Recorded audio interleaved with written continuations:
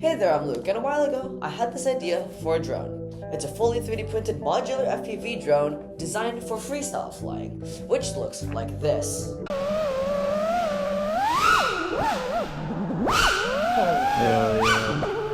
Now, FPV is a subcategory of drone flying, the one with the goggles and the controller and the super fast movements everywhere, and it's amazing. That one. You basically see what the drone sees from the onboard camera. It just transmits a video signal to the goggles. And some of these drones can accelerate to 200 miles an hour in under 2 seconds. So anyways, the original idea is design it. We want this 3D printed, right? So we gotta do this thing called CAD, which of course stands for computer. Oh my god, it hurts my brain so much. Design. There's a Cine Whoop frame for this design.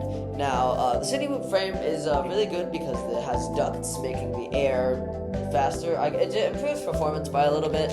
It makes it safer, so if you fly into a wall, the wall will be fine, and so I hope the wall will be fine, and the drone will be fine, and I will crash it, so we need that. So I made it, and it looked like this. Now, the only problem is that it's really heavy. The FAA, or Federal Aviation Administration, I live in the US, by the way, I should mention that, but they say that the drone has to be under 249 grams to be able to fly without a Part 107 license. I don't have a Part 107 license. So according to my math, it'll be too heavy to fly, and it also can't fit on my printer, it's too big, and I also don't have the right filament, so let's take away the ducts. Actually, that looks a lot better, you know? So then I made another one, and I was looking for a lot of different popular frames that are really gonna jump out and speak to me so the voices won't have to anymore. So there's the Standard X, the Tiny Whoop, the Squashed X, the Stretched X, the Dead Cat. There's a lot of different popular frames out there. Tragic turn of events, I just really liked the Squashed X frame a lot more. It's called the Squashed X because the X is squashed. Wow, Luke, that was poetic. The shape goes into a shape press that presses the shape into a pressed shape. Aw quote, bro, what was that? So I was on Bamboo Lab's website one day looking for things because I like to pretend I have money. But this time I found PLA Tough Plus on sale. Usually it's $23 a kilogram, and now it was $14.39. That's amazing. Let's go, let's buy it. And then I got designing. This new drone will be a Squashed X. It will be modular, so that if I break an arm, I can just replace the one arm and not the whole frame. So in on shape, here's my design, 5-inch Squashed X freestyle build. The frame is almost fully 3D printable, aside from 20 M3x8 screws. But I didn't 3D print electronics, because you can't do that. I wish you could, that'd be awesome, but you can't do that, unfortunately. So we have to buy them from somebody else. So the frame is easy to 3D print, and something I discovered along the way is, it's a lot better if you don't 3D print all the parts on the same plate. It's better if you, you can put them all on the same plate. However, you can't do it with all of them at the same time. It's better to do one object, move on to the next object, move on to the next object, because that seems to work the best for me. It had no print failures so far with that thing, but if you do all of them at the same time, there's going to be at least 2 print failures, unfortunately, because I put everything on the same build plate. So the frame is easy enough to 3D print, but I did discover that it is actually a lot better to print by object instead of print by layers if you're going to print multiple parts at the same time, which kind of low-key kind of sucks, but that's okay. We can print them individually and it works perfectly.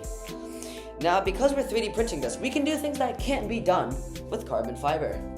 Basically, we can make geometries that were not possible before. We can cut holes anywhere we want that doesn't actually matter that much, and we can now put hexagons, but diagonally inside. I thought this would be a good idea. I don't know what I was thinking, but it's kind of cool. I like it.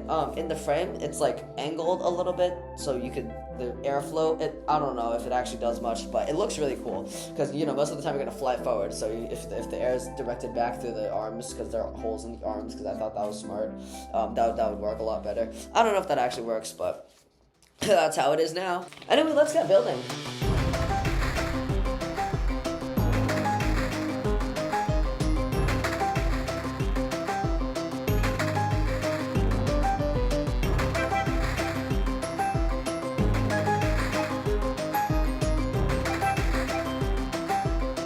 So here it looks like I know what I'm doing, but I really don't. It only looks like that because I put it on 4 times speed and zoomed in a little bit.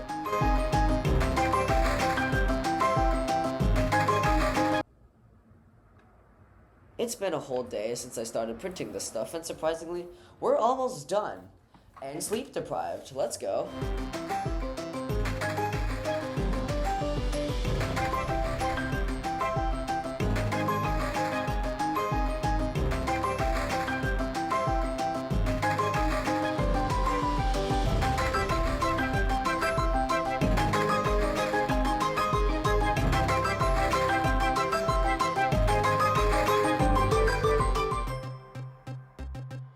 And also because I'm broke an unbelievable amount, I found the cheapest but best everything. For the VTX, the video system, Caddx FPV has the best option. They have the walk snail avatar stuff. Unfortunately, it's a little bit expensive. It's $459 for the goggles alone. Now, their cheaper budget goggles are $200, which is, that's pretty good. But recently, come here a little bit, right here, right now, they have the new Ascent FPV system. This new system, the video system, is $39, 1080p 60. That's really good. That's like basically this video. I mean, this video is probably going to be 4K, but I don't know. But that's really good. The goggles are $160. I appreciate they made it a lot cheaper, but like they could have made it cheaper. But I don't blame them. That's really good. So let's throw those into the build. So the FC and the ESC. The FC is the flight controller, and the ESC is the electronic speed controller. The FC controls all the drone stuff, like the movements and stuff, and the ESC controls the motor. So the ESC actually does this stuff, is basically what happens here. Yeah. This is a 4S build. We'll get to that when the time comes. I'll talk about that a little bit later. The frame building of the actual drone is really, really easy. Every piece has some sort of indicator of which way it goes. Here are some pictures of the arrows. Nice. Well, the frame, we took it outside, we threw it around, and it's really good. We threw it for around 30 minutes, and it didn't break, so it can take a crash. That's crazy. Hey! Oh, wow. 6-7 crashes. Get it? Funny. 6-7. 6-7. 4-1. 6-7. Copy lane mechanism. 6-7. 4-1. Copy lane mechanism. Okay. So it could take a crash. Until it couldn't. We threw it against a concrete wall at like 50 miles an hour. It was so fun, but it broke.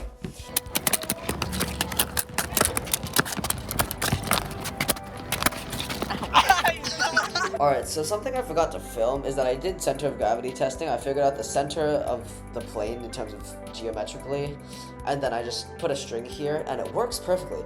There's nothing off about this. It's just like, that's perfect. Like, it's not supposed to be because it's not symmetric, right? It's not symmetric, but it is perfectly symmetric in terms of gravity. So that's cool. Nice. It's also like a little bit over 100 grams. That's much less than 168.67. Anyway, that's all for today. I'll see you later. Probably, most likely. Bye.